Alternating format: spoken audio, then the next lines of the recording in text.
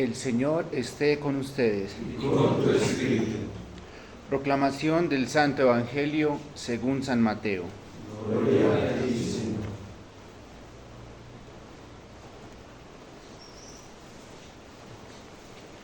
En aquel tiempo, al enterarse Jesús de la muerte de Juan el Bautista, se marchó de allí en barca a solas a un lugar desierto.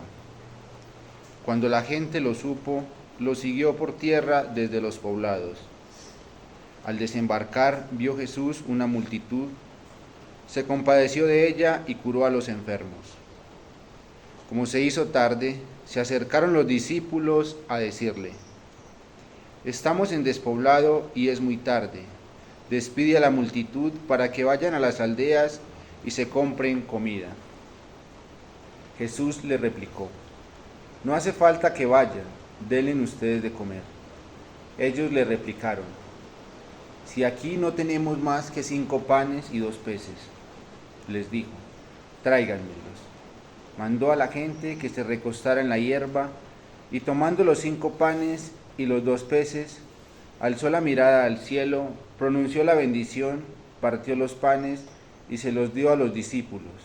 Los discípulos se los dieron a la gente. Comieron todos y se saciaron, y recogieron 12 cestos llenos de sobras. Comieron unos 5.000 hombres, sin contar mujeres y niños.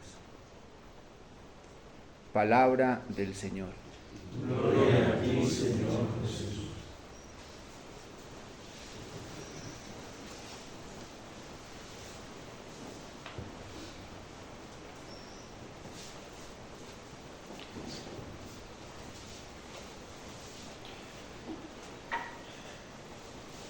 Hemos venido contemplando durante estos días en el suceso de la lectura del profeta Jeremías cómo la vocación, la misión del profeta se desarrolla en medio de una cantidad de pruebas, de tribulaciones, de amenazas a las que es sometida esta misión del profeta para poder llevar a cabo fielmente lo que el Señor le ha encomendado,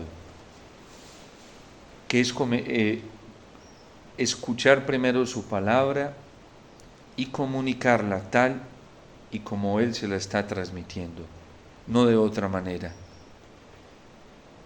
El Señor le reclama al profeta Jeremías la obediencia que el pueblo no está teniendo con Él, porque es un pueblo que se ha ido obstinando poco a poco y se ha ido habituando, acostumbrando a malinterpretar la palabra del Señor, a manipularla y a transmitirla como ellos la están percibiendo, como ellos sienten que es la palabra del Señor, como a ellos les parece, y de ese mismo modo la están enseñando. Y hoy vemos dentro de todas esas amenazas, esta a la que se enfrenta el profeta Jeremías, de los falsos profetas, con los que también le tocó luchar. Le tocó luchar contra las autoridades del pueblo que en nombre del Señor regían, orientaban y guiaban, pero que lo hacían falsamente, porque no estaban transmitiendo y comunicando el mensaje nítido del Señor. Le tocó enfrentarse contra los sacerdotes, que eran las autoridades del culto, de la liturgia de Israel, pero no estaban transmitiendo, viviendo y comunicando la liturgia, el culto al Señor, tal como el Señor lo estaba pidiendo, porque el culto que el Señor pedía era un culto basado en la purificación, en la conversión del corazón, en la penitencia interior, en un verdadero arrepentimiento del alma, del corazón al Señor. Ahora le toca enfrentarse contra una de las autoridades más notorias e importantes para el pueblo de Israel, como lo es la institución profética. Recordemos que a Jeremías, tanto a Jeremías como a Isaías y a los profetas mayores, sobre todo Ezequiel, les tocó enfrentarse a este movimiento carismático que se estaba desarrollando en el pueblo de Israel, en donde el Espíritu Santo verdaderamente estaba derramando carismas y el carisma profético sobre muchos, con ese afán de salvar, de reorientar la fe distorsionada del pueblo. Y hoy vemos cómo a Jeremías le toca desarrollar su misión profética en medio de profetas llamados por el Señor. en medio de profetas que habían sido ungidos por el Señor, en medio de profetas que habían sido escogidos por el Señor, pero que estaban distorsionando tanto la percepción de su palabra como la transmisión de su palabra. Y este profeta que nos cuenta hoy el libro de Jeremías, Hananías, profeta del Señor, ungido por el Señor, está comunicando un mensaje que no viene de parte del Señor. Está manipulando con la verdad. Se está valiendo de una gracia que Dios le confió para ir a comunicar un mensaje que no es cierto y que contradice el mensaje sobre todo de los profetas mayores y de Isaías. Él quiere dejar por el piso y quiere contradecir de una manera muy sutil, de una manera muy tremenda, el mensaje que Jeremías ha venido comunicando. ¿Qué ha dicho Jeremías de parte del Señor?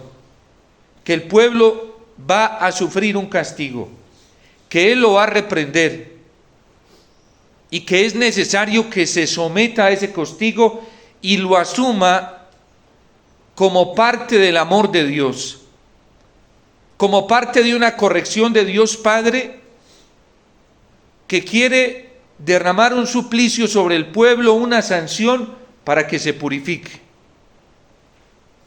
Y el profeta Hananías está diciendo que no es así, que Dios no es así, que esa no es la forma de hablar de Dios, que al contrario, en menos de lo que canta un gallo, se van a ver libres de esa opresión, porque Dios los quiere librar de esa opresión del rey de Babilonia, porque no los quiere ver sufriendo, porque Dios no es un Dios que castiga, que reprende. Ese es el Dios el mensaje que está predicando Hananías. Esto dice el Señor del universo, Dios de Israel: he roto el yugo del rey de Babilonia.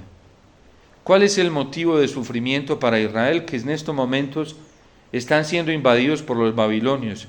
Ya lo habían profetizado los profetas menores, pero no les quisieron creer, porque pensar en un Dios que castiga, en un Dios que reprende, en un Dios que exhorta, en un Dios que reclama, en un Dios que reprocha la infidelidad y la rebeldía del pueblo, no hace parte de un Dios amor al que ellos conocen y al que ellos predican.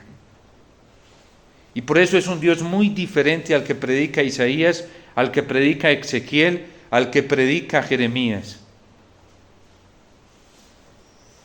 Antes de 2 años devolveré a este lugar el ajuar del templo que Nabucodonosor, rey de Babilonia, tomó de este lugar para llevárselo a Babilonia. Mientras a través del profeta Jeremías, Dios está predicando la necesidad de que el pueblo asuma la prueba y el sufrimiento como una reprenda y un castigo de parte de Él para purificarse y para alcanzar la paz verdadera y la unidad verdadera. Este profeta está diciendo que eso no es necesario y que ese yugo Yahvé lo toma y lo rompe, y en menos de 2 años tendrán la paz. Es una predicación de éxito, de prosperidad, sin reparación, sin asumir la culpa, sin asumir la propia responsabilidad sobre el mal cometido, sin darse golpes de pecho, sin hacer penitencia. Y Jeremías lo escucha y se enfrenta con mucha valentía a esto, y con mucha serenidad se va dejando llevar por el Señor. Esta súplica que trae el Salmo hoy nos hace ver cuál es la actitud interior de Jeremías. Ayúdame, Señor. Instrúyeme, Señor, en tus decretos. No dejes que yo me deje manipular de la fanfarronería. No dejes que yo me deje manipular de esta supuesta bondad. No dejes que yo me deje manipular de este supuesto mensaje que viene de ti, porque no han podido con Jeremías a través de la amenaza, no han podido con Jeremías a través de la violencia, no han podido con Jeremías a través de la intimidación, a través del juicio, de los señalamientos, no han podido con él a través de la amenaza de meterlo en la cárcel y de matarlo, de quitarle la vida. Ahora están utilizando y manipulando a Dios para hacerlo callar, para detenerlo. Y se están valiendo de los mismos dones y de las mismas gracias de Dios para manipular a Jeremías y para callarlo. ¿Y cuál es la salida de Jeremías? La súplica al Señor. ¿Tú qué quieres, Señor?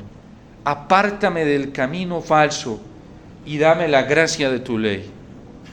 No me dejes caer en las sutilezas de estos fanfarrones. No me dejes caer en la sutileza de gente incoherente. No me dejes caer en la propuesta de estos que manipulan tu mensaje, manipulan tu verdad, manipulan tu amor, manipulan tu misericordia para hacerme callar. No quites de mi boca las palabras sinceras, porque yo espero en tus mandamientos y no en los hombres. Vuelvan a mí los que te temen y hacen caso de tus preceptos. Sea mi corazón perfecto en tus decretos, y así no quedaré avergonzado. Los malvados me esperaban para perderme, pero yo meditaba tus preceptos. No me aparto de tus mandamientos, porque tú me has instruido.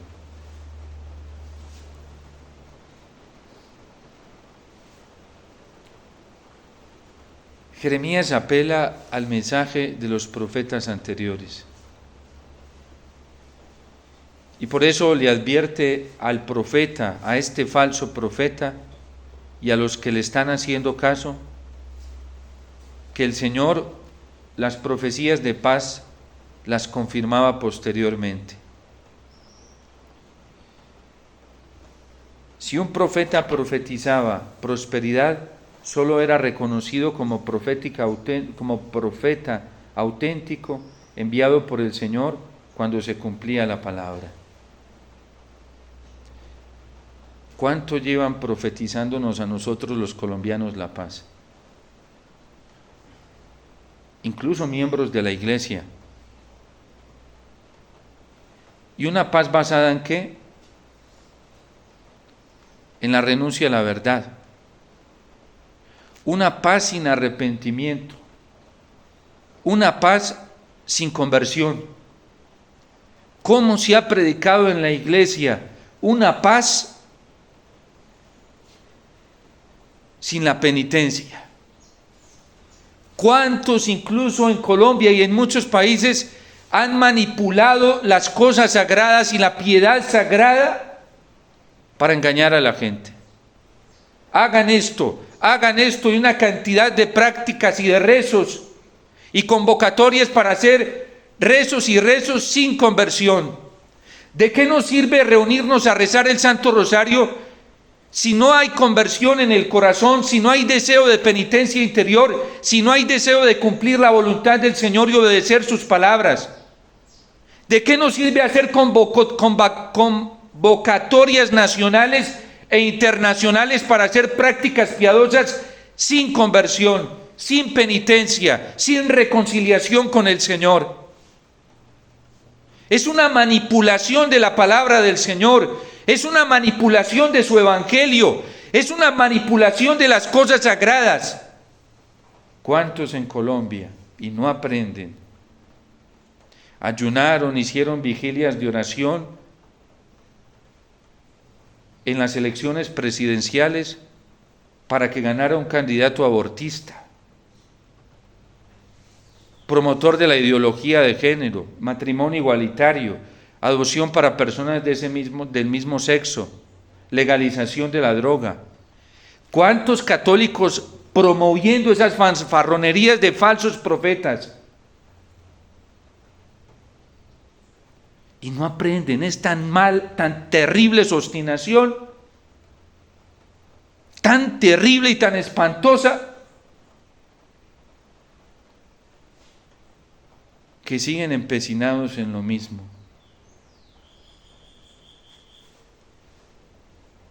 ¿De qué han servido sus mensajes de prosperidad y de paz basados en lo que ellos proponen y no en lo que el Señor está pidiendo verdaderamente? El Señor pide obediencia a su palabra. El Señor pide escucha de su palabra. El Señor pide la conversión de nuestro corazón a su palabra. El Señor está pidiendo obediencia a lo que Él ya dijo en la ley, en los profetas, en el Evangelio. El Señor está pidiendo que volvamos a Él con un corazón sincero, que volvamos a la palabra divina, a la Sagrada Escritura, que volvamos a la Eucaristía con un corazón deseo de cambio y no de seguir haciendo el mal. El Señor quiere la conversión real de nuestro corazón, quiere un amor sincero. Pero ¿cómo está siendo nuestro seguimiento al Señor? ¿Verdaderamente nos está moviendo su palabra hoy como al salmista?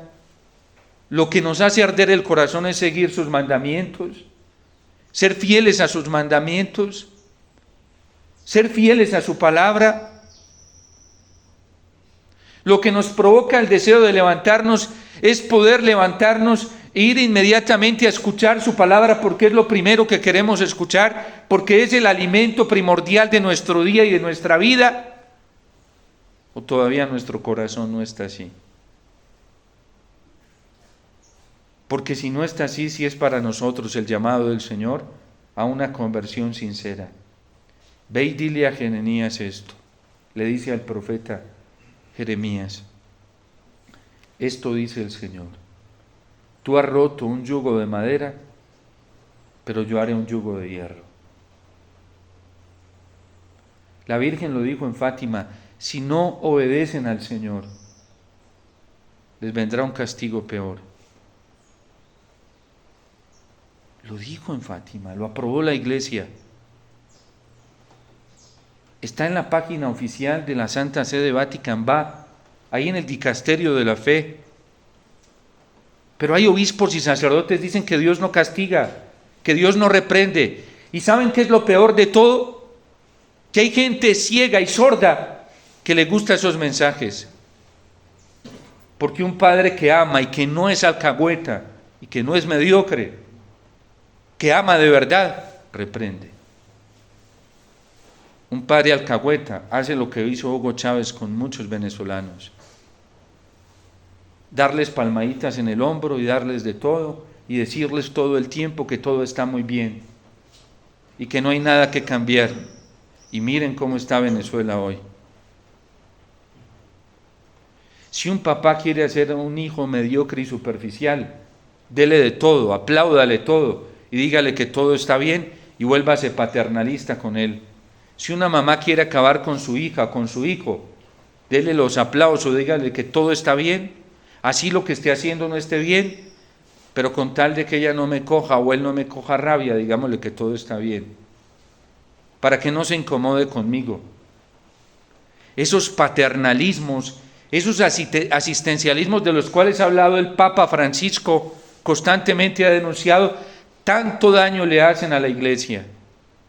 Un formador que a toda hora aplauda las actitudes de un formando y le diga todo está bien para poder ganárselo y echárselo al bolsillo, está enterrando a ese pobre formando y lo está conduciendo a una esclavitud terrible. Un sacerdote que aplauda todo para ganarse a la gente, para ganarse a los jóvenes, para ganarse a los muchachos, para ganarse a las familias y calle la verdad del Señor. E incluso la distorsione, va a tener que darles muchas cuentas al Señor.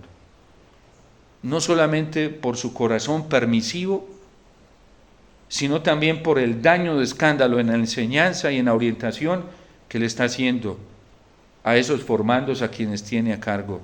a esas ovejas a quien le corresponde dirigir.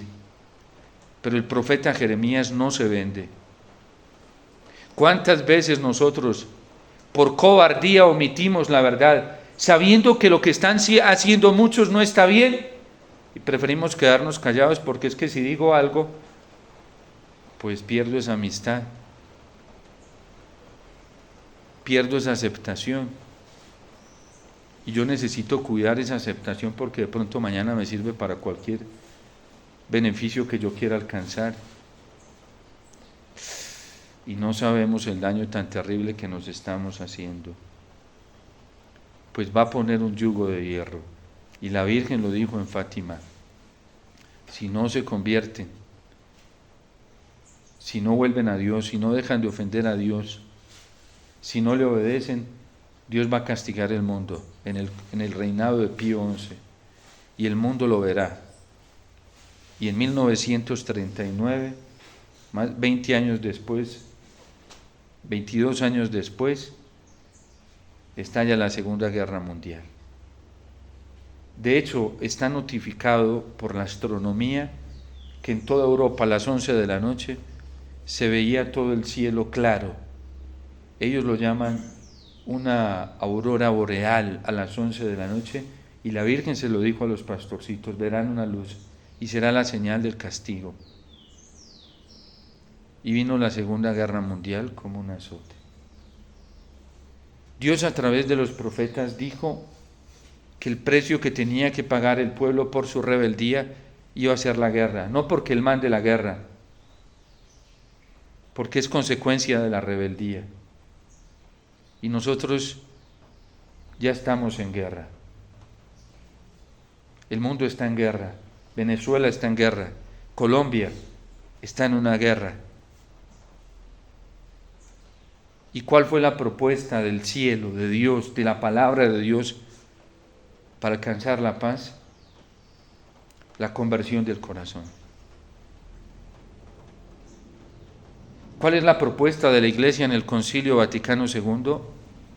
Por los esfuerzos y el trabajo de la paz, invita a toda la Iglesia y a la humanidad a reconocer que la guerra es fruto de una violencia interior primero, cuando se está en el pecado, porque toda persona que está en pecado es agresiva, es violenta, es injusta. Injusta en sus juicios, en sus percepciones, injusta en sus señalamientos. Quien vive amañado en el pecado es injusto consigo mismo,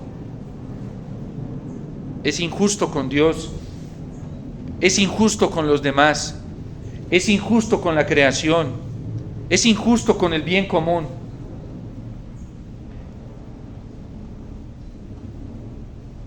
El aporte para la injusticia y para la guerra es el pecado personal. Y se cae en pecado cuando se deja de escuchar a Dios, cuando el corazón deja de determinarse por Dios y por su palabra. Las personas que trabajan por la guerra son los que no quieren salir del pecado, los que defienden el pecado, los que promueven el pecado, los que aceptan el pecado y no están en la bienaventuranza de los que trabajan por la paz. Toda rebeldía contra Dios y su palabra y resistencia a escuchar su palabra es ya pecado, un pecado en el corazón del hombre. Pero hoy nos enfrentamos a ese mensaje de prosperidad del anticristo, del cual habla el numeral 675 de la Iglesia Católica. Ese anticristo que promete soluciones a cambio de la verdad, promete la solución de la paz a cambio de la apostasía de la verdad. Fue lo que pasó en Colombia en elecciones presidenciales. Promesas de salvación sacrificando la verdad, eligiendo el mal y no el bien. No trabajaron por la justicia y la paz. Y por eso el yugo que estamos viviendo hoy es un yugo que se va agudizando cada vez más. De la Colombia de hace 4 años, hoy vivimos una Colombia con un conflicto más agudizado. ¿Por qué? Porque ese es un síntoma de nuestra rebeldía al Señor, de no hacer lo que Él quiere, de no escuchar su palabra. Porque si estuviéramos escuchando su palabra y estuviéramos acogiendo al Señor, que es el vínculo de la reconciliación y el vínculo de la paz, como lo advierte la Gaudium et Spes del Concilio Vaticano II, Colombia no estaría así. Venezuela no estaría así. Medio Oriente no estaría así. Y los países que están en guerra en Europa no estarían así. Las familias no estarían así. Hasta nosotros mismos, los sacerdotes, no estuviéramos tan divididos, los mismos obispos y hasta los mismos cardenales. La Virgen en Akita, Japón, un mensaje aprobado por la Iglesia también, lo advirtió, que el castigo que iba a venir sobre el mundo iba a ser más fuerte que el diluvio, y ya no iba a ser con aguas. La Virgen manifestó en Akita, Japón, que iban a haber momentos muy difíciles en la Iglesia, cardenales contra cardenales, obispos contra obispos, sacerdotes contra sacerdotes. Y los sacerdotes que promovieran su devoción, la devoción al corazón inmaculado de la Virgen, que está basado en la conversión. La verdadera devoción al corazón de la Virgen está basado en la conversión del corazón, no en prácticas externas. La verdadera consagración al corazón inmaculado de la Virgen está basado en la obediencia a la palabra de Dios, basado en la obediencia a las promesas del bautismo, basado en la radicalidad del Evangelio como estilo de vida. Pero esas consagraciones que se promueven sin conversión, sin penitencia, sin obediencia al Señor y a su palabra, vienen de los falsos profetas. Y son muchos hoy.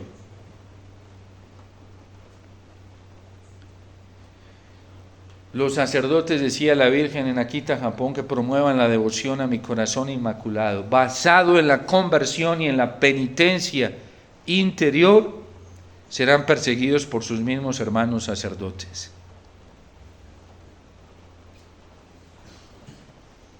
Y esa persecución ya se vive dentro de la Iglesia. Ese conflicto ya lo hay dentro de la Iglesia. Claramente se ven cómo hay tendencias en un mismo lugar, para un lado y para otro. En la Iglesia hay quienes tienden a este camino profético de la prosperidad basado en la comodidad, en el facilismo, en el folclorismo.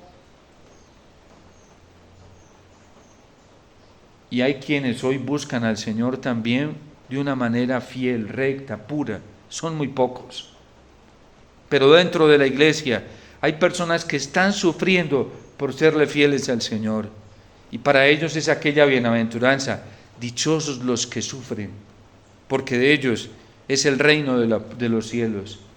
En la Iglesia hay personas pocas que le están apostando todo a la conversión del corazón y quieren alcanzar la paz y trabajan por la paz a través de una penitencia interior, de la renuncia al mundo, al pecado, a sí mismos. Y para ellos es aquella bienaventuranza que dice: dichosos los que trabajan por la paz, porque de ellos es el reino de los cielos, que sufren por ser fieles al Señor, y para ellos es la bienaventuranza que dice: dichosos los que sufren y lloran, porque serán consolados. Hay sacerdotes que lloran porque son maltratados internamente, son despreciados internamente por ser fieles al Señor. Pero para ellos hay un consuelo grande, el consuelo interior del corazón que les da el Espíritu Santo. No es un consuelo que le dan los hombres, se los da el Señor. Y dichosos los que lloran, porque serán consolados. Y estos sacerdotes y obispos, que son muy pocos, son consolados no por los hombres, por las felicitaciones humanas, sino por las felicitaciones del Espíritu Santo en el corazón. Estos son bienaventurados, porque no esperan el consuelo de la estadística. Hay muchos cristianos que hoy se hacen llamar apóstoles que son falsos. Se hacen llamar los apóstoles de los últimos tiempos y les gustan que los reconozcan así y se visten como tales. Y quieren ser notorios y aplaudidos y felicitados en las redes sociales. Pero estos ya están recibiendo su paga en esta tierra. La paga que tendrán en la otra vida será diferente.